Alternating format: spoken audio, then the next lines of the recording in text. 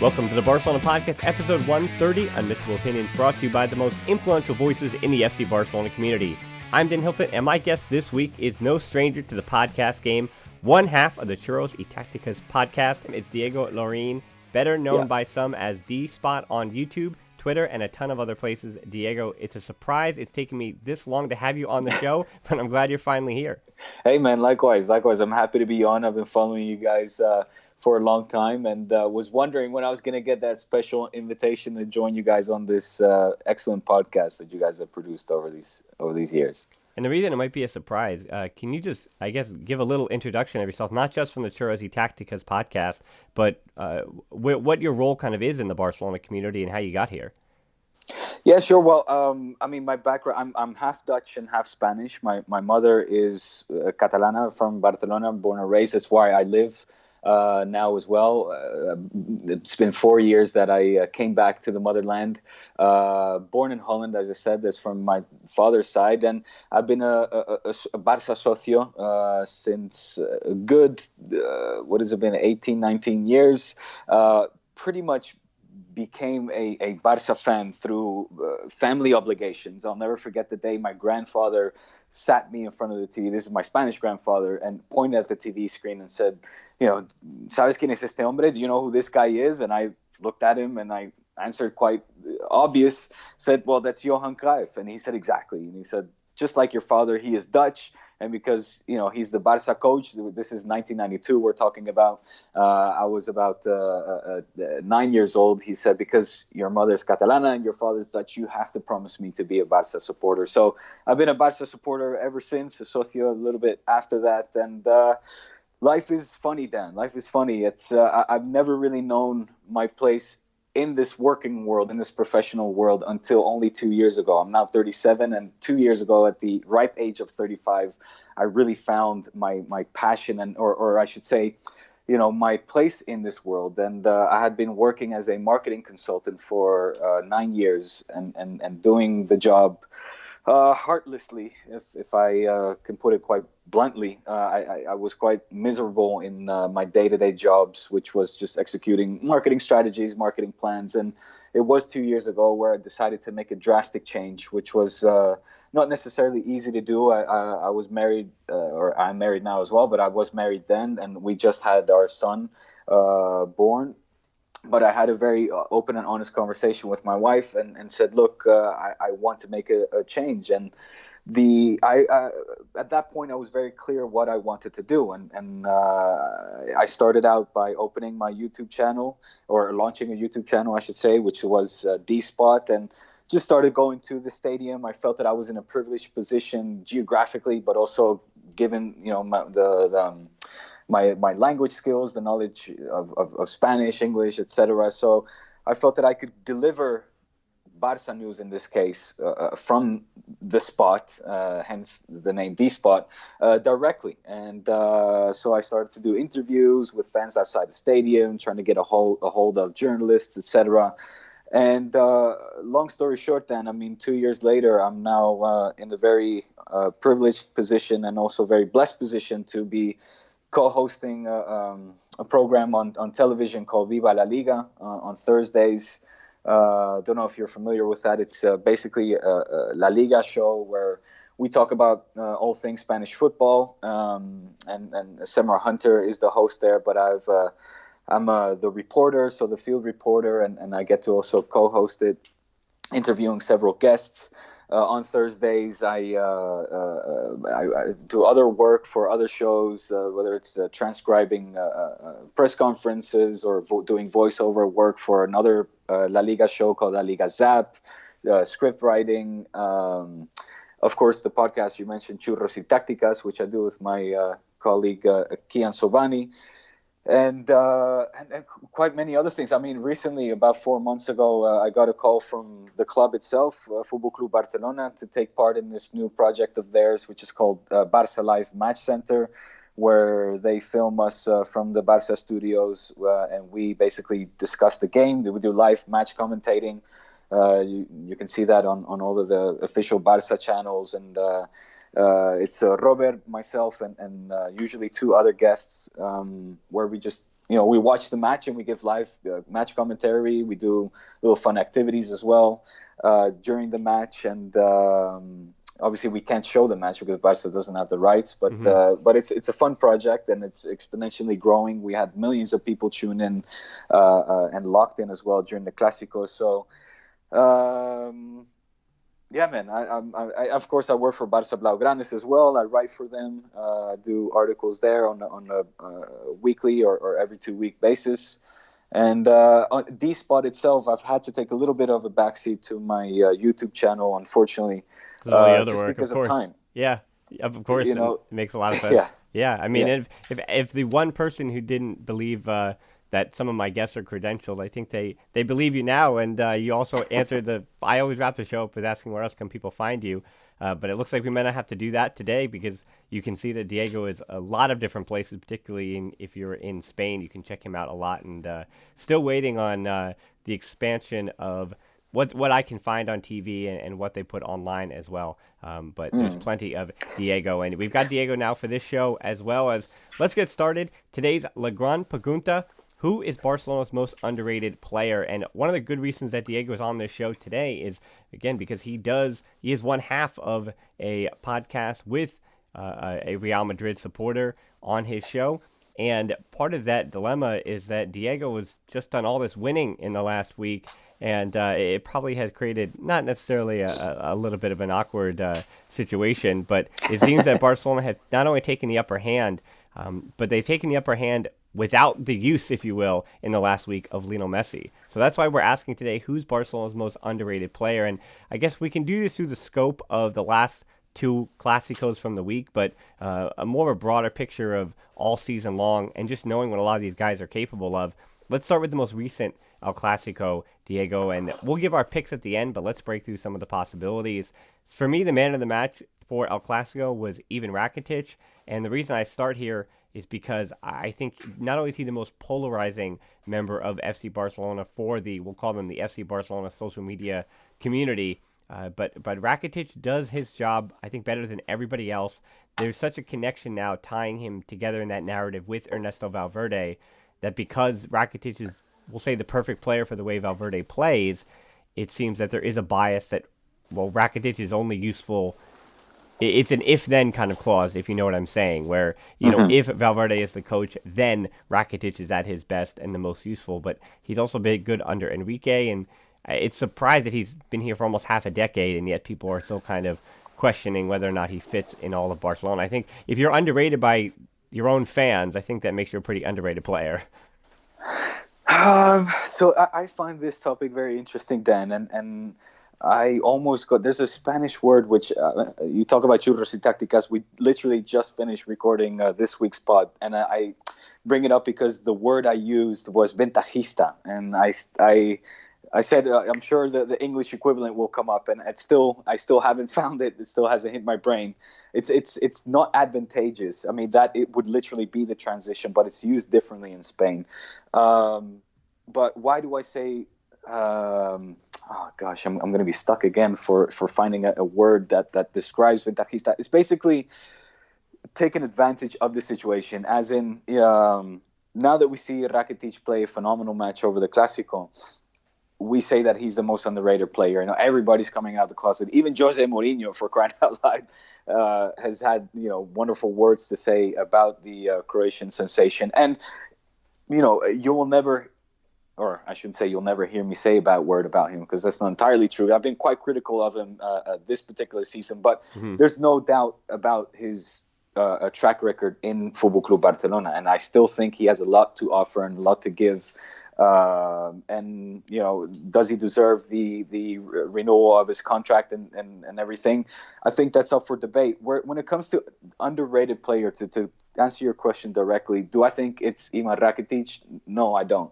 I've been quite disappointed with what I saw from him, what I've been seeing from him on a week-to-week basis, and that makes me doubt whether Barca is making the right decision by renewing his contract. Thereby, I don't know if he's getting a salary increase. I think right now he's earning around 12 million, or between 8 and 12 million, something like along those lines. And he's also entering that phase where pretty soon we're going to be talking about him being on the wrong side of 30. Yeah.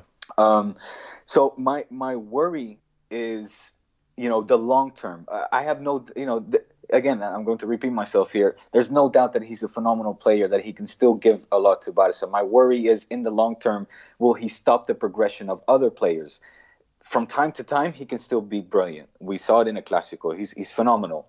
On a weekly basis, that's where I worry about whether he will, be able to perform at the level that this Barca squad needs. So I would propose Artur being maybe the most underrated player. I know everybody's raving about him, rightfully so, but seeing the impact that he had on the second Clásico when he came in, where at least in that first half, Barca looked like a different team to the one that we saw in the second leg of the Copa del Rey. That's a lot more to the Barca that I'm used to seeing, that I grew up seeing, and that I want to see. Well, it seems like before I let you stick on Artur, we'll revisit your concrete pick at the end, but I want to go back to the back line for a bit. That this last month, Barcelona, it was this dreaded month, this nightmare month with the schedule, and Barcelona wind up not losing any match. They drop a few points, but look at the league table, it winds up not really mattering in the long run. They're still in every competition. They've been the final of the Copa del Rey, and they need one goal against Lyon. But the bigger number for me, as far as underrating players on Barcelona, is that 0 that's still working in Barcelona's favor against Lyon. And a lot of that is due to not only the form of Gerard Pique, but then the, we'll say, under the radar signing of Clement Lenglet, who is, unlike Piqué and Umtiti, he is a reactive defender, and there is a worry that those kind of guys, the Javier Mascherano's, don't necessarily fit or don't necessarily give a lot of confidence to Kool-Aid's, and yet he's fit in like a glove. I've said it's been brave defending from him a lot of the time, and he's had very, very few poor performances, if you will. Most of his are exactly what we've come to expect, which I think is in the same line or same vein as Artur. It's what makes them underrated, because we now have a baseline floor, an expectation for what they're going to give us, and that expectation of performance is already pretty high.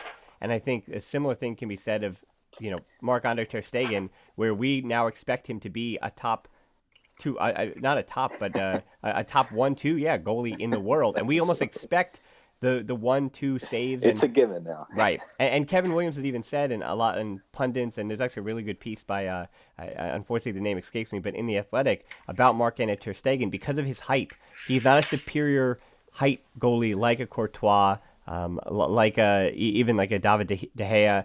They're much taller than ter Stegen, so ter Stegen has to get his timing perfectly, and that's what makes his acrobatic saves and his cat-like reflexes so impressive, because his timing has got to be picture perfect. And I think we almost, because he's in net and because he's not a part of these goal-scoring barrages that Barcelona are capable of, we do kind of forget him as well. And then Jordi Alba, you talked about over 30, he's got that new contract, and so maybe that new contract kind of takes him out of the running for this underrated thing, but he's been... and I think people recognize, though, I don't know if you can count him underrated as well, because he's been kind of the consensus best left back in Spain, maybe the best left back in a major league this season. He's been that good and that important to the side. Yeah, or you could even argue the best left back that Spain or Barca has ever had in their history. Yeah, I guess I threw a lot at you, but there's how do you pick in what you said? Yeah, but how do you pick through the defense, and how do you pick through which players might be underrated, or which ones do you think we fully understand their role? I'll tell you what, I think in the cases of Marc ter Stegen and Jordi Alba, the word underrated cannot be attributed to them. I think they've been getting the recognition that they rightfully deserve, as well as Piqué. He's been outstanding this season and had stellar performances in key phases of matches and important ones at that. Lenglet, though, that's a very interesting pick, and I think you're right. For the longest of times, he's been flying under the radar, just quietly going about his business, doing his job. And even I remember quite recently an article I wrote about about the future of Barca, where I even gave a prediction as to what I suspect the lineup will be next season, and I put Lenglet ahead of Umtiti, and I got a lot of backlash for it. but right now, I think that is a valid question. How Umtiti will return to the squad is yet to be seen. Maybe we'll see it, next weekend against Rayo Vallecano. But let's also not forget that Umtiti, before suffering that detrimental injury, he had some serious dips in his performances. He had some very, very questionable nights that led to either Barca suffering a defeat. I'm thinking the night at Roma as well, for example. And the question now has to be asked, with 100% healthy Umtiti, does he automatically go back into that starting lineup, or should it be Lenglet? And right now, I mean, my pick will be Lenglet because he has been phenomenal. Everything you just described was 100% accurate. He sacrifices his entire body for the team. I wonder how many costillas, how many ribs he still has left over, because he got a couple of good ones knocked against him there, against his rib cage. And he's been flawless. He's adjusted and adapted to this club, the playing style according to Valverde's wishes, just flawlessly, and that would be a very good pick, Dan, in terms of underrated player, certainly. Well, we've got some listener questions on that as well. And before we get to Ronda, I think I have to ask you, is there anybody you think I missed on this list of players that you would consider underrated for Barcelona at the moment? I don't know. You heard this guy, Lionel Messi? No, I'm just kidding, of course. I think you're not wrong, though, about the fact that I think there are times when it's the funny thing about a friend of the show and John Driscoll on their what used to be La Liga Weekly podcast, El Tel and John's podcast.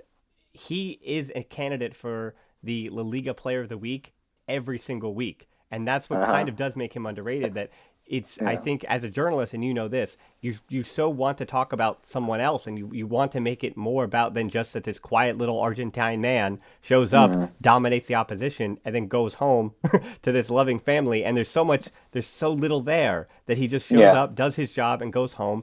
And everyone's we're all craving a narrative, and we want something else, but he just doesn't have the personality for that. So if you want to talk about someone else, you're going to have to talk about them in the shadow of Messi. And that's kind of what does make him, in a sense, underrated, because every other story that's not about him in the times when he's dominating winds up, the narrative creates, and I know we've talked about the politics of the Ballon d'Or before, but that's why he winds up being fifth in the Ballon d'Or voting. Exactly. Yeah. I brought it up jokingly, of course, but you make it 100% fair point in bringing this up and saying that, we almost, we talked about taking actuaciones, taking certain players or their performances for granted, and Leo Messi is certainly up there. I mean, it's a scandalous affair that he was voted fifth in the Ballon d'Or race, and being maximum goal scorer, assist giver, shots taker, winner of dobletes time and time again, and then it comes down to a couple of games in the World Cup or several games in Champions League that then determines to the majority audience to decide who wins that Ballon d'Or, and therefore he could be argued to be an underrated player. But I'll stick to my guns and say that Artur. I mean, a lot has been said about him, but I think I was craving for him to join that team again, to get some control back into that midfield. And I think when he did in that second Clásico in La Liga, when he was out there on the pitch in that first half, we just saw a little bit of what me personally at least want to see more of this team. And I feel like not a lot has been talked about that. So I'll go and say Artur. Well, yeah, to wrap up that Messi point, one of my favorite NBA writers, Kevin O'Connor, he always has this. He always paraphrases a phrase about LeBron that, don't ever underappreciate LeBron James. Don't ever recognize what we're seeing, and it's the same thing with Lionel Messi. And so I think for this, my pick for Barcelona's most underrated player, I think this season it has to go with, I guess my gut is kind of saying Gerard Pique, for the simple reason that he, in his career, has had good stretches of form, and then we know that he's been in bad form. And I think the reason for me this season he's underrated is because we don't think of ever needing to take him out of a team. When you go even last season, when he wasn't at his best. Or 2 years ago, I don't think it was his best. And then you go back 3 years when he was as good as he is now. And the other thing in the back of our minds is there are people wondering, and again, we're going to talk more about Pique and Ronda, but with Pique, you wonder, is this his final season? Is this a choice that he's going to make, or is it next season? What a shock that would be, right? We say no, but then in the same respect, Pique, of those post-30 guys, the core of that team, right, between Busquets, Messi, Alba, and Pique, we'll say, those four, who's closest to hanging it up? And Gerard Pique is always the answer, right? He's always the one closest to.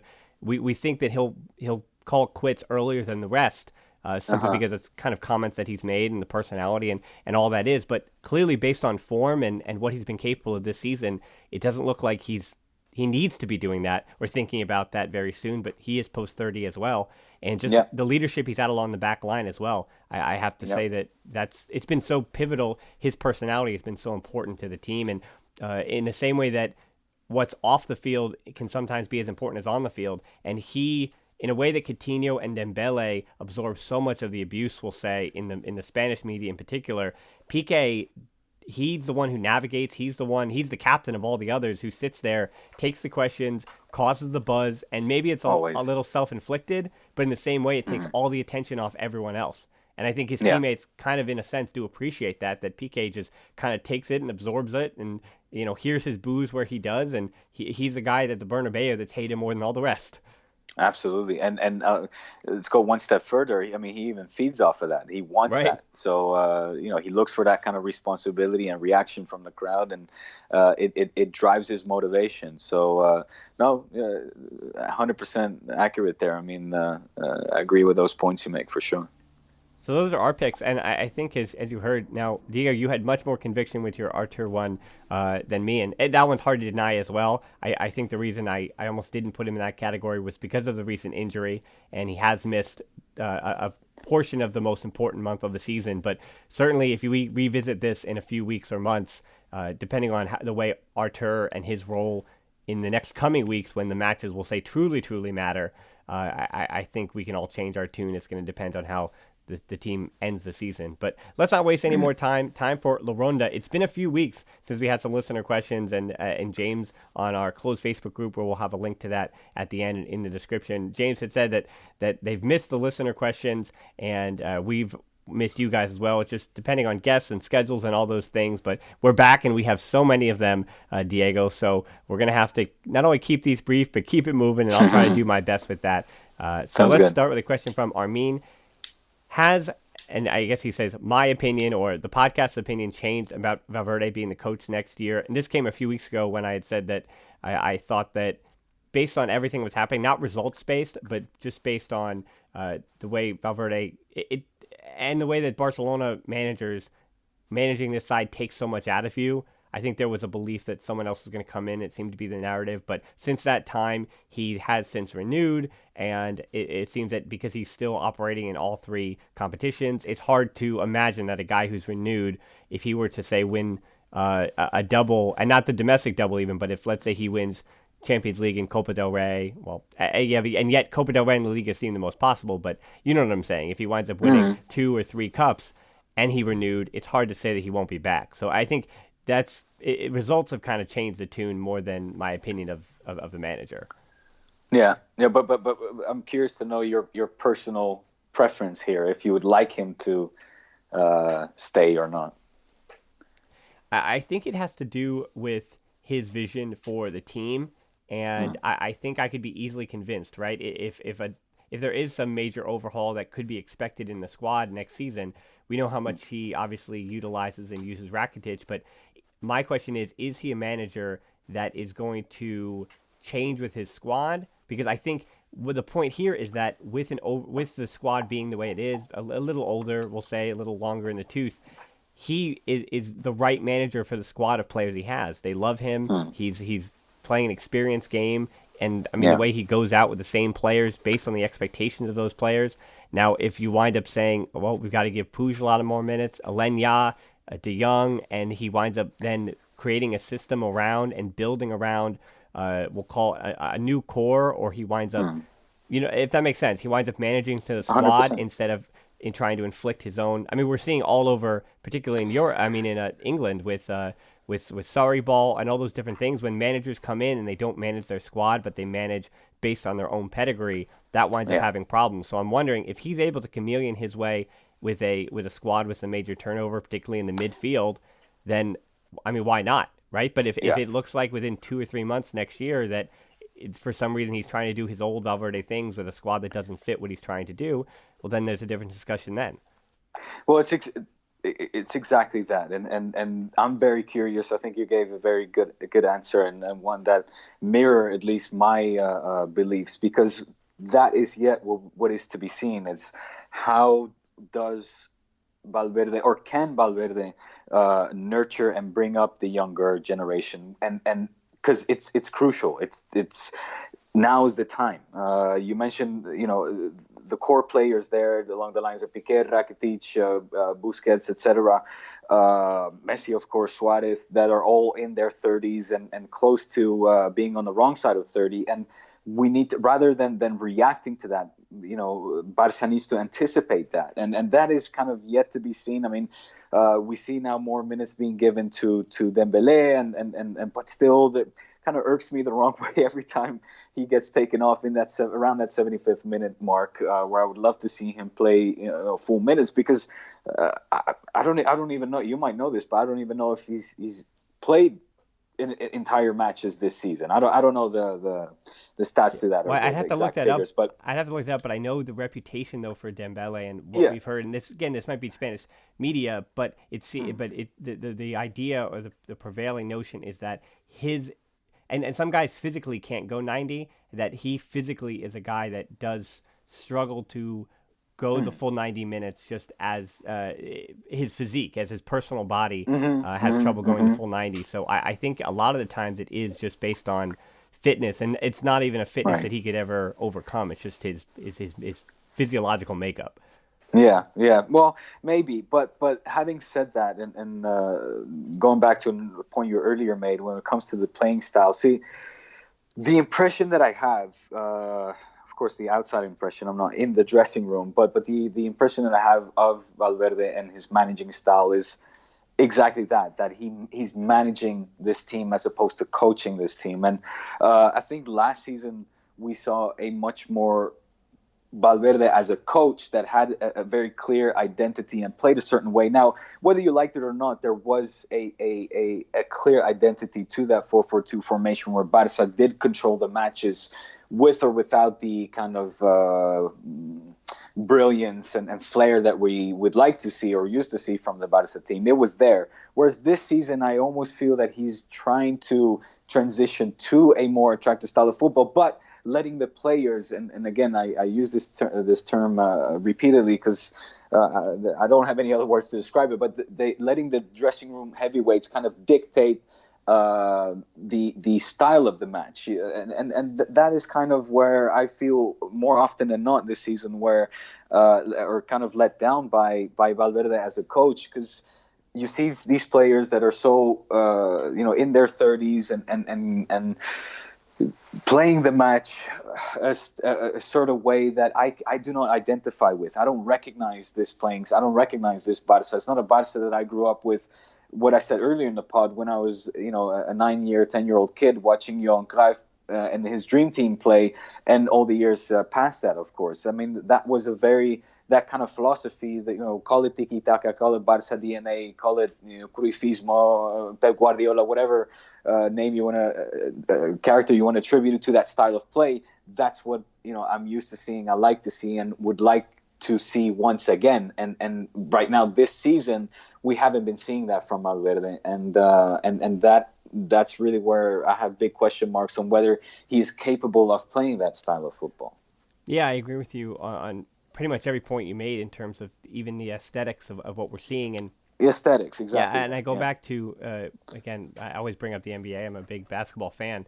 I go up to, on when guys are making major money at the end of their careers, I guess Kobe Bryant I may not be a big fan of Kobe, but Kobe Bryant comes to mind in that he had so many touches and he dictated so much of what the Lakers did in the twilight of his career. I mean, and merited. The team wasn't very good and they weren't really pushing for championships at the end of his career. But in the same respect, Messi and Suarez, they've almost gained the right or earned the right to be playing a playing style that when they give their input. And that's kind of the whole thing, that Messi is still at a caliber and a level that you don't worry about. You don't worry about having to have a guy coach him or tell him this is where you need to be, this is where you need to be, because he's such an experienced player and he's done so much in his career already. He almost gets carte blanche. And so this is a whole topic for another show. So you gave, I mean, we've actually created a new La Grande Pregunta for weeks down the line, but it's whether or not Messi might even need to be managed or coached, but not in a way that he can go on his own and be extreme and do whatever he wants, because that's not his personality. But it's where does he fit as a cog in his system, and does he need to be, or can you just say, Messi, this is the baseline, what I need you to do, and everything else is just whatever you want to do. It's not a matter of I'm making you or giving you or saying it's all on you, but saying you can do whatever, take responsibility. And Ellie actually asked about Messi, what is going on with Messi at the moment, though. So this might all be we'll say a negative point if he is, or he might have an injury to a groin or hamstring, whatever it may be. Should he be rested now for a few weeks? Well, not for Lyon, but for the other matches, we'll say. Yeah. I mean, exactly. Of course. Well, ideally, we would like to see Messi maybe rest a little bit more, take a couple of minutes where he, sits it out or comes in a little bit later. And I think he knows that. What I will say is that maybe it was also a good thing to see that there is not as much Messi dependencia as a lot of culés or football fans think there is in this Barcelona side. I mean, let's exaggerate this point a little bit and make the conclusion that Barça managed to beat Real Madrid in almost all of the Clásicos, with the exception of that 1-1 in the first leg of the Copa del Rey match, but all of the Clásicos without Messi. Yep. The first one he wasn't there. The second one he came on late, and in the final two he wasn't the Leo Messi that we are used to seeing. So, but in terms of what's going on with Messi, I mean, it's a long season. He's also in his latter years of the footballing career, and I think there's no shame into admitting that also the style of football that he plays, that it's a lot of bursts. It might not be as much running involved as other players, but it's a very kind of sporadic style of football that is made out of bursts of energy that maybe he needs to conserve that at this stage of his career. Yeah, I mean, I would say that years down the line, that 1-0 El Clásico, and this might be recency bias, but the 1-0 Clásico that we just finished, when you go back and say what kind of manager was Valverde, what kind of team was Barcelona, that's the match I'm going to show them. That was one of the most successful and comprehensive 1-0 victories that I've seen of late. In truth, that they beat Valladolid 1-0 as well. But just look at the difference between a 1-0 scoreline and a 1-0 scoreline, and what that meant, and that was because Messi wasn't dominating, and the rest of the team showed their strength in that. So let's speed this up a little bit. I've got some and/ors or yes/no questions for you, so we're going to keep these brief here. Charlie, we'll start with him. Charlie Barca, of course, friend of the pod. Will Rakitic have another season at Camp Nou? Yes or no, Diego? 100%. Yes. I think you're going to have one more of him as well. Victor, will Rakitic and Suarez's performance in big matches change the perception of bashing fans on social media? No, Diego, the internet is broken. Yeah, I'm going to agree with you on that one. We have no Discord. James, who do we keep, Rakitic or Vidal? I think we both kind of answered this. I think it's Rakitic, and while Vidal does have 1 year left on his deal, I think he's done such a great job in 1 year. There's nothing knocking. Yeah, you can do that without knocking either player to have to pick one, but I think it's going to be Rakitic that's going to be kept, and if somebody has to make way for De Jong, whoever it may be, it'll be Vidal. He'll have a next chapter on his what has become a little bit of a mercenary journey. Yeah, no, there's absolutely no doubt about it. I mean, we answered it before, Rakitic have another season, so Ivan Rakitic once more, Dan, for sure. Mutaz asks, who's worth more on the market, Gareth Bale or Felipe Coutinho? This one, I like this one. That's a good one. Then, yeah, right. I'm gonna go with Coutinho, given his age. I'll go with Coutinho. Yep, I would agree with that. I think the potential that Coutinho has, yeah, you can kind of blame it on the Barcelona effect, that some guys just, whether it's mentally or they just don't fit in with Messi, which is fair, that he is still going to be able to worth. I mean, Gareth Bale's he has plenty of room to roam, and him and Toni Kroos did not have very inspiring performances in that second El Clasico. They were nowhere to be found. Ted, will we see the 4-2-1-3 again with Messi, Coutinho, Suarez, and Dembele together? What do you think? I don't think so, Dan. I don't think we're going to see Coutinho and Dembele out there at the same time. So just purely because of the way Valverde is currently playing this team, which is quite, I don't want to say a strict 4-3-3 formation. We do see them change up a bit. But I don't think that Coutinho will be that guy to play alongside of them, no. All right, the last three here. Andre and Tintin both ask, how do you rotate Pique, Lenglet, and Umtiti down the stretch run? So I guess I'll kind of reformulate this question to you in, you can only pick two, Pique, Lenglet, and Umtiti. I think you said earlier as well that you would go with Lenglet and Pique, right? Right now, yes, 100%. But I think Umtiti, he still has very much a role to play. And this is one of those where you kind of damned if you do, damned if you don't, where you can't get it wrong. Let's put it that way. You pick two, and I think you're okay. You can breathe easy knowing that two of the three are at the back line. But yes, the combination of Lenglet and Umtiti, the only question there is they're both left-footed. But again, I think that matters when you're playing certain systems and there's a certain quality of player. But you're talking about world-class defenders. I'm not that worried which foot the front foot is on. Let's put it that way. I'll quickly just try to make your head spin a little bit more, Dan, and add the name of De Ligt in there. Can you imagine if he joins the squad next upcoming season? What do you do then? Well, as I promised when De Jong signed that I was going to take a break from putting my heart anywhere when it wasn't within the Camp Nou, and if they're not already signed, then I just got to stay focused. Got to stay focused on the season. You're doing good. I'll worry about De Ligt when we're starved for content over the summertime. Right. But we got two more here. Does Sergi Samper, and he hasn't passed on. This isn't a eulogy, but we will do almost a post-mortem of Sergi Samper and his long career, and it really has been a long career in Barcelona, in Catalonia, where he's from. But is his now impending move to Vissel Kobe over in Japan to join Andres Iniesta and David Villa, does it reveal a relationship between the two clubs? So this isn't a question about Samper, more Barcelona and Vissel Kobe. And if there is one, this is a question from Rick, who is living in Japan. So hi, Rick. Is there one? And is the J League, however, too far a step down to potentially loan players to? Because it wouldn't be a relationship like, say, Man City and Girona, where there is part ownership. It isn't like that. It wouldn't just be a feeder club, but it's a relationship between the two.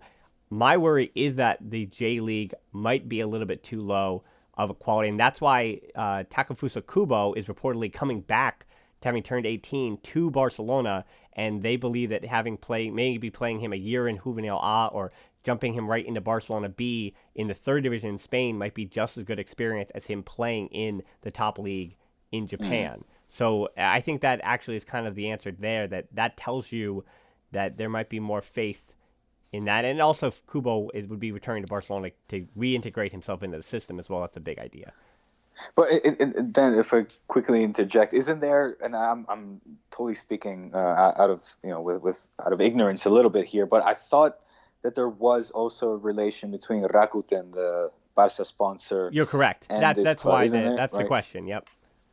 Yeah. That there are sponsors for both, and I think Rakuten might have even more of a hand in the operations, we'll say, of Vissel Kobe, as opposed to just having a sponsorship relationship with FC Barcelona. So I don't think it's a bad idea. I think it's good to have good relationships with clubs around the world. But Rick is totally right on his question of asking, is the J League just too far step down? I think, again, there's plenty of Segunda Division teams that, if anything, Barcelona don't loan enough of their players, as we're seeing with the success of Marc Cucurella, that I feel like they don't loan enough of their players that may not be instant first-team players. A guy unfortunately I always say now is Carlos Perez and Alex Collado, to me, seem to be the next guys to be loanees, that you can keep them on the Barcelona books, but they're now at the age of 20, send them out to a first-team La Liga club. If they succeed there and prove Barcelona quality, then you bring them back. But if not, then you see that they might be in more of a, we'll say, a Christian Teo mold, where it might be time to sell them for a good amount of money. My worry with that, Dan, is that I struggle. I mean, you mentioned Cucurella, and he might be the only one that you could consider a success case. I can, for the life of me, That's and true. we've done this on Churros y Tácticas, for the life of me, think of a successful loan spell of a Barca player at another squad to then, and by that I mean returning to Barca and being successful at the club. Yeah, and I wonder why that is as well. My belief though is that a guy like Christian Teo, if he had ever returned to the club after being, particularly after the loan at Fiorentina, if I remember right, if he did return to Barcelona, I think he would have succeeded to a degree. I think he would just, after that second loan, had put himself at a level that he should have been a starter for most clubs in the world, or he should have been playing a big role in a lot of clubs in the way that he does for Real Betis. And even then, he still winds up being a super sub a lot of times for Keke Setien. But he has a particular role and deserves time and deserves minutes that he may never got at Barcelona just due to the makeup of their squad. I mean, even if he came back today, which obviously he's not in the books anymore, but if he came back, he's directly competing with Messi, Dembele, and Coutinho. So again, and Malcolm. I don't forget Malcolm because Malcolm is competing in the same way, and we're seeing what that competition looks like recently for Malcolm, that he stars in that first El Clasico, the 1-1. Best player. Yep. And then we haven't seen him since. Exactly. It's crazy. Well, there's more players integrated as well, being young, as we'll wrap this one up. Final question from Douglas. Can you give an update on the progress of Riqui Puig and Oriol Busquets? Now, I only get to watch on little grainy feeds occasionally. For me, Oriol Busquets still looks like he's coming back from that injury. It was a long-term injury. He's still not at his best, but he is a leader for that team. And unfortunately, at his position at defensive midfield and how important he is to the makeup of the way they play, unfortunately, the results they get is kind of indicative of how well he's playing, unfortunately. And that is kind of an odd thing where if Barcelona are struggling, we're going to get on Sergio Busquets, and the same way works for the Barcelona B team. If they're struggling, part of the blame winds up being on Oriol Busquets if they're not dominating matches in the way they are in the midfield. But I think he's still working his way back. And Puig, phenomenal. Yeah, if you watch him, it's not about size. Don't worry about that. The way he uses his body is absolutely fantastic. He rides these tackles from guys that, again, they're in the third division. So fouling and tracking behind, there's a reason why they're not at higher levels. And a lot of times it is whether it's speed or physically, but he takes a heck of a beating. And if anything, top officials in La Liga might protect him more than those third division referees will next year. So he needs to make that jump over and as soon as possible, ASAP, because I hold my heart with every time I watch him play. He's so skilled. Again, I invite everybody listening to this podcast to just watch the match over the weekend where Barça B actually won. Riqui Puig was phenomenal. A highlight reel from beginning to end. And it's scary because, like you mentioned, Dan, those tackles are no joke. And I fear that if he doesn't join the first team soon, that he could, he's in risk of picking up a very serious injury at some point. Yeah, and the other thing I would tell people who have fears about him making a jump physically is that, yes, he's 19, he's almost 20, but in the same respect, guys learn how to use their bodies, and for a guy like him, even if he doesn't wind up growing a lot, I would say don't worry about that. If anything, he could fill out if he needed to, but if not, he's going to use the body that he was given. And I know that this is, from personal perspective, I didn't really even grow into my podcasting body until I was, I've been a young athlete, but I wasn't at a high level, but I wound up not even growing until I was about 22 years old. And then in the last, now I'm not a spring chicken anymore, but I've even wound up, being able to gain more muscle in my late 20s than I in recent years, that I've been able to gain more muscle years and years down the line. So you never know how an individual body is going to change, and it depends on certain guys don't need muscle, certain guys do, certain guys you just need to be able to keep players off the ball. And if Andre Iniesta could do that for all those years, if Lionel Messi can do that, don't worry about it. Exactly. Listen, that's where I was going. I think the final conclusion to that is exactly what you just mentioned. If you see guys like Messi, Xavi, Iniesta, even other teams, David Silva, etc. Also when you talk about body stature and age being promoted to the first team, there's your footprint. Those are your examples. That's what you need to look at, and it's time that he makes that step up. Yep, exactly. Well, Diego, I think, not to say you've taken a step up, you've almost taken a step down. Again, if people listen to Churros and Tacticas, they find that getting you on the show was nothing short of awesome. We really had a great discussion today. Now, you let people know where people can find you at the start of the show, but if you can, just run through that list of all the different places that people can check you out again. Yes, please. Well, you know what? I'm going to actually plug my social media accounts because I've got embarrassingly little amount of following, despite getting decent exposure on TV and other places. But follow me at This Is DSpot. That's D for Diego. So at This Is DSpot. And catch me on Viva La Liga, Churros y Tácticas, the Barça's official channels over the weekend to cover Barça matches. My YouTube channel, Barça Blaugranes, and I think that's about it then. I mean, even you can catch me. I mean, because Viva La Liga is actually broadcasted internationally. So it's in the US it's on Being Sports every Thursday, and it airs 4 p.m. Central European time. So check it out. No excuses. We have no excuses all over the place. And Diego, again, you were fantastic today. And you can check out his stuff in the show notes as well. You can just click on his name and you can check him out on social media. And we have some of his links as well. So thanks again for you tuning in to the show. You can check your app and check out those show notes to subscribe to our show as well. You can find us on social media. We're on Twitter at the Barcelona Pod or at HiltonD13 for me, and on Instagram at the Barcelona Pod. Our closed Facebook group is tbpod.link/group for deeper dives and discussions. And this is also where you get your listener questions answered. And we had plenty of those great listener questions today. It was a really fun time having La Ronda. And you can help us out on Patreon to continue making these shows at tbpod.link/Patreon. We're also on YouTube now at the Barcelona Podcast. You can listen to some of these video, and you might be listening to La Gran Pregunta today on YouTube as well. You can check us out and hit that subscription button. Thanks for listening to the Barcelona Podcast. Until next time, we'll talk to you soon. And Forza Barça.